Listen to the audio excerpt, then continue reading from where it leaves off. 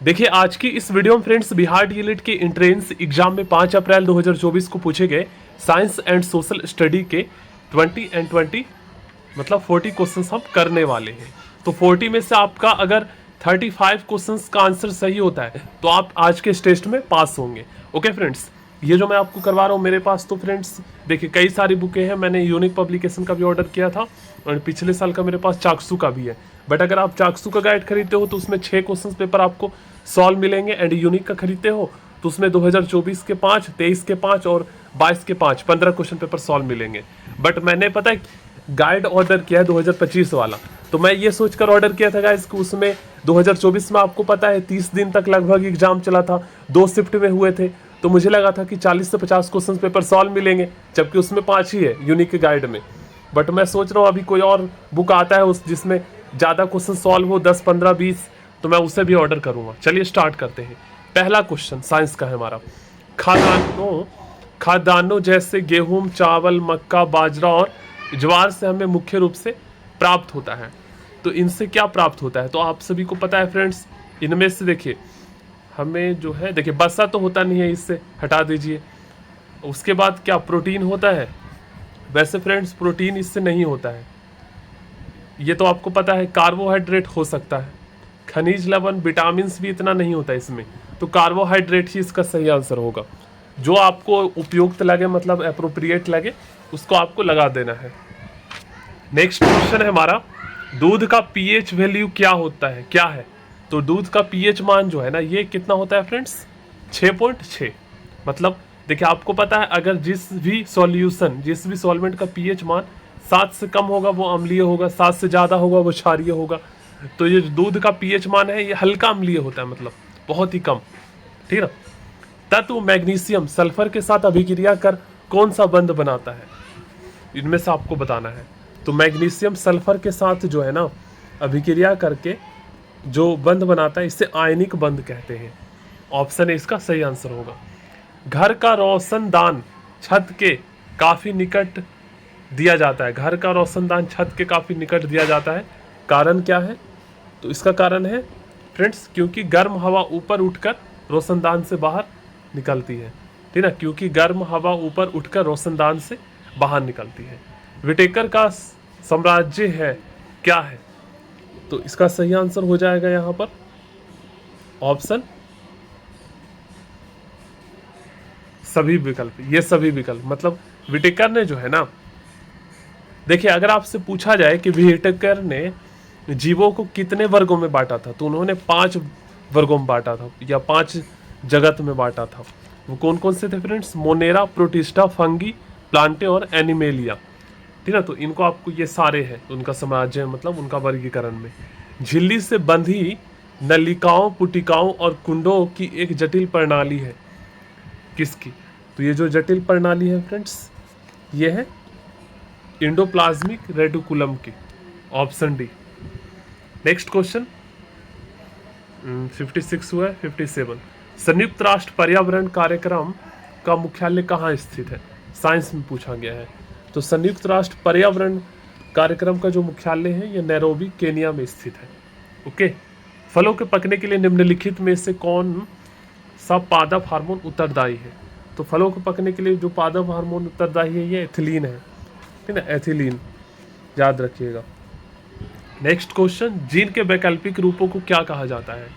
Gene के वैकल्पिक रूपों को एलील कहा जाता है। एलील किस, देखिए साइंस का क्वेश्चन थोड़ा टफ आता है। किसी भ्रमणशील वस्तु की चाल 0.06 मीटर पर सेकंड है यदि चाल निम्नांकित में से किसके बराबर है। अच्छा यह चाल निम्नांकित में से किसके बराबर है। तो मीटर को यहाँ किलोमीटर में चेंज कर दिया है ना, और सेकंड को यहाँ आवर में चेंज कर दिया है। तो बहुत ही आसान ट्रिक है, इसको आपको क्या करना है फ्रेंड्स, आपने एक ट्रिक भी सीखे होंगे कि अगर हमें मीटर पर सेकंड को किलोमीटर पर आवर में चेंज करना है तो हमें 18/5 से गुना कर देना चाहिए। तो आप 0.06 को 18/5 से गुना कर दीजिए, आपका आंसर आ जाएगा। पॉइंट हटाइए, नीचे 1 लिखिए, 2 डिजिट है, 2 जीरो लगा दीजिए, आप इसको कैंसिल करके सॉल्व कर दीजिए। तो आपका जो आंसर हो जाएगा ये 0.216 हो जाएगा। ओके। पृथ्वी के तल से h ऊंचाई तक उठाई गई किसी m द्रव्यमान की वस्तु की गुरुत्वीय स्थिति ऊर्जा होगी, क्या होगी? सही आंसर होगा इसका mgh। ओके फ्रेंड्स, ये उसका सही आंसर होगा। तो ये वस्तु में निहित स्थितिज ऊर्जा है, ठीक है, mgh। उत्प्लावन बल, ठीक है ना, वॉयंट फोर्स भी कहते हैं, जिस पर आर्किमिडीज का सिद्धांत आधारित है, के रूप में भी जाना जाता है। किससे जाना जाता है? तो उत्क्षेप्त बल को उत्प्लावन बल के नाम से भी जाना जाता है, ठीक है, हिंदी में कई नाम उससे जानते हैं। डॉल्फिन, चमगादड़ और पोर्पोइज क्या उपयोग करते हैं? तो ये फ्रेंड्स आपको पता होना चाहिए, अल्ट्रासोनिक वेव्स उत्पन्न करते हैं, ठीक है, अल्ट्रासोनिक कह सकते हो। ऑप्शन ए इसका सही आंसर होगा। पंजाब में भूमि निम्नीकरण का मुख्य कारण क्या है? पंजाब में भूमि का जो क्षरण हो रहा है, खराब हो रहा है भूमि, तो अधिक सिंचाई इसका मुख्य कारण है। कोयले से जलने वाले बिजली संयंत्र में किसके उत्सर्जन को नियंत्रित करने के लिए इलेक्ट्रोस्टैटिक प्रिसिपिटेटर स्थापित किए जाते हैं, ठीक है ना? तो ये फ्रेंड्स एसपीएम, ठीक है ना, कोयले से चलने वाले जो थर्मल पावर है उसमें एसपीएम को नियंत्रित करने के लिए इलेक्ट्रोस्टैटिक प्रोसिपिटेटर स्थापित किए जाते हैं। इसका फुल फॉर्म होता है suspended particulate matter, suspended particulate matter. Manas वन्यजीव अभयारण्य भारत के किस राज्य में स्थित है? तो ये जो मानस, देखिए वन्यजीव अभयारण्य क्वेश्चन आते हैं, ये स्थित है असम में। नेक्स्ट क्वेश्चन है हमारा, इनमें से कौन पर्यावरण प्रदूषण का कारण बनता है? देखिए पर्यावरण प्रदूषण का कारण यहाँ पर कोयला है, बाकी सौर ऊर्जा जो सोलर एनर्जी होता है, ये फ्रेंड्स रिन्यूएबल एनर्जी है, ना तो इससे प्रदूषण होता है और इसे दोबारा बनाया जा सकता है, ठीक है। हवा भी रिन्यूएबल एनर्जी के अंतर्गत आता है, बायोमास भी वैसे रिन्यूएबल एनर्जी के अंतर्गत आता है। तो कोयला इसका सही आंसर हो जाएगा। 67, 68। चालक का जो प्रतिरोध है निर्भर नहीं करता, चालक का प्रतिरोध निर्भर करता है। ये दो क्वेश्चन अक्सर एग्जाम में आते हैं, तीनों तो आप एक नंबर मतलब आपके पक्के हैं। चालक का प्रतिरोध निर्भर करता है, चालक का प्रतिरोध निर्भर नहीं करता, ये याद कर लेना है। तो किस पर निर्भर नहीं करता है? तो चालक का जो प्रतिरोध है ना, ये फ्रेंड्स चालक में प्रवाहित विद्युत धारा पर निर्भर नहीं करता, ठीक ना, उसका प्रतिरोध। बाकी इन तीनों पर निर्भर करता है, नहीं करता तो चालक का प्रतिरोध उसमें प्रवाहित विद्युत धारा पर निर्भर नहीं करता। बिजली की घंटी विद्युत धारा के किस प्रभाव पर कार्य करती है? तो विद्युत घंटी फ्रेंड्स ये किस धारा पर कार्य करती है? चुंबकीय प्रभाव के पर आधारित है, ठीक है, मैग्नेटिक इफेक्ट पर, चुंबकीय प्रभाव पर।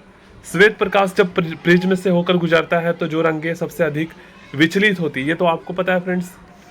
ये जो है इसमें देखिए थोड़ा सा नीला और बैगनी में मैं कंफ्यूज हो रहा हूँ, तो इसका करेक्ट आंसर बैगनी होगा, ठीक है ना। वॉयलेट, वॉयलेट वी से वे डिनोट करते हैं ना, नीला नहीं, नीला नहीं आपको लगाना, बैगनी होता है उसमें। चलिए अब सोशल स्टडी का प्रथम विश्व युद्ध कब आरंभ हुआ था? तो आपको पता होना चाहिए 28 जुलाई 1914 को शुरू हुआ था और अंत हुआ था 1918, 4 साल चला था। तो याद रखिएगा, सबको पता है। निम्नलिखित में से कौन सा देश चावल का सबसे बड़ा उत्पादक है? तो वही चीन प्रथम नंबर पर है। सीमेंट का भी सबसे बड़ा उत्पादक जो है चीन ही है, याद रखिएगा। किस रेशे को उगाने के लिए पाले से मुक्त दिनों की आवश्यकता होती है? किस रेशे को उगाने के लिए? तो कपास को, ठीक ना, ये सारे रेशे के अंतर्गत आते हैं, कपास को। हिंद स्वराज के लेखक कौन थे? तो महात्मा गांधी ने हिंद स्वराज की रचना की थी, याद रखिएगा। यूरोप में कागज बनाने का पहला कारखाना कहाँ खोला गया? तो यूरोप में कागज बनाने का पहला कारखाना जर्मनी में खोला गया था। वैसे विश्व में आपको पता है चीन में, ठीक है, चीन है प्रथम नंबर, यूरोप में जर्मनी में। शिव समुद्रम जलप्रपात किस नदी पर? देखिए वाटरफॉल, जलप्रपात, वन्य जीव अभयारण्य से क्वेश्चंस आते हैं। शिव समुद्रम जलप्रपात जो है ना, ये किस नदी पर स्थित है? तो ये स्थित है फ्रेंड्स कावेरी नदी पर। कावेरी, ट्रिक याद करने का, इसमें भी वाह आ रहा है दूसरे नंबर पर और इसमें भी वाह आ रहा है, ठीक है, वाह वाह। तो शिव समुद्र जलप्रपात कावेरी नदी पर। 1 centimetre is equal to 1 kilometre के लिए सही प्रतिनिधि भिन्न क्या है? तो सही प्रतिनिधि भिन्न तो सबको ही पता है फ्रेंड्स, इसका क्या होगा, ठीक है ना। इसका सही आंसर यहाँ पर हो जाएगा हमारा ऑप्शन, देखिए मैं आपको बताता हूँ, ऑप्शन डी सही होगा। कैसे? देखिए मतलब किलोमीटर को भी आपको सेंटीमीटर में चेंज करना है, क्योंकि पहला जो अक्षर यहाँ पर, जो पहला यहाँ पर जो आप देख रहे हो, ये 1 है तो ये 1 सेंटीमीटर। अब किलोमीटर को सेंटीमीटर में चेंज करोगे तो आपको पता है 1 मीटर में 100 सेंटीमीटर होता है और 1 किलोमीटर में 1000 मीटर होता है। तो आपको इस तरीके से गुना कर देना है। तो 3 और 2 5 जीरो होगा, 1 2 3 4 5 जीरो है ना, एक अनुपात में, इकाई दहाई सैकड़ा हजार दस हजार लाख। झारखंड, छत्तीसगढ़ और मध्य प्रदेश राज्य खनिजों और डैश भंडार में समृद्ध है। इनमें से किसमें? तो ये समृद्ध है फ्रेंड्स खनिजों और कोयला, ठीक ना, कोयला। आगे बढ़ते हैं 79 में। खनिजों को संरक्षित करने की आवश्यकता है क्योंकि आपको पता है फ्रेंड्स ये तेजी से वैसे तो घट रहे हैं, लेकिन इनमें देखिए वे नवीकरणीय नहीं है। ये तो आपको पता है खनिज द्वारा खत्म हो जाए तो कहाँ से बन सकता है, आप बताइए जल्दी से। इसका सही आंसर ऑप्शन बी हो जाएगा। वे तेजी से घट रहे हैं, देश का औद्योगिक विकास के लिए इनकी आवश्यकता होती है। ऑप्शन बी सही होगा। रेड डाटा बुक का उद्देश्य क्या है? देखिए रेड डाटा बुक में फ्रेंड्स संकटग्रस्त जो प्रजातियां है ना उसको रखा गया है। तो इसका सही आंसर क्या हो जाएगा? इसका सही आंसर यहाँ पर हो जाएगा फ्रेंड्स ऑप्शन डी, इनमें से सभी, ठीक है, इन सभी के अंतर्गत। सौर ऊर्जा उत्पन्न करने के लिए प्रयुक्त विधि क्या है?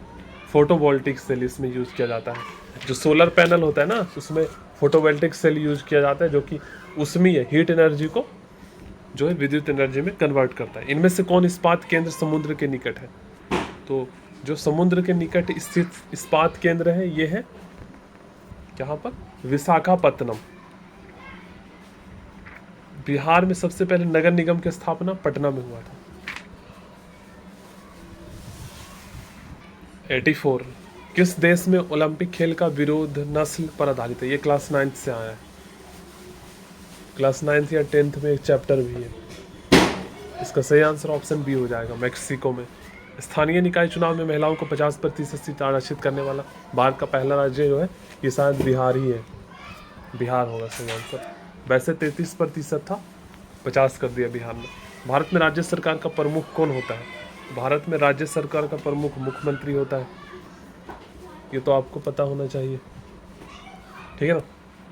इनमें से किस देश को सामाजिक विभेद के कारण विखंड का सामना करना पड़ा? शायद इसका सही आंसर बेल्जियम होगा, सॉरी यूगोस्लाविया। ये भी क्लास 9th में चैप्टर उससे आया है, यूगोस्लाविया। नेक्स्ट क्वेश्चन, विभिन्न स्तरों पर सरकार के बीच साझा की गई शक्ति को डैश भी कहा जाता है? विभिन्न स्तरों पर सरकारों के बीच साझा की गई शक्ति को कहा जाता है फ्रेंड्स ऊर्ध्वाधर वितरण, ऊर्ध्वाधर वितरण, ठीक है ना। भारत में पंचायती राज व्यवस्था का महत्व क्या है? केंद्रीकृत सॉरी स्थानीय स्वशासन। ऑप्शन ए इसका सही आंसर होगा, स्थानीय स्वशासन।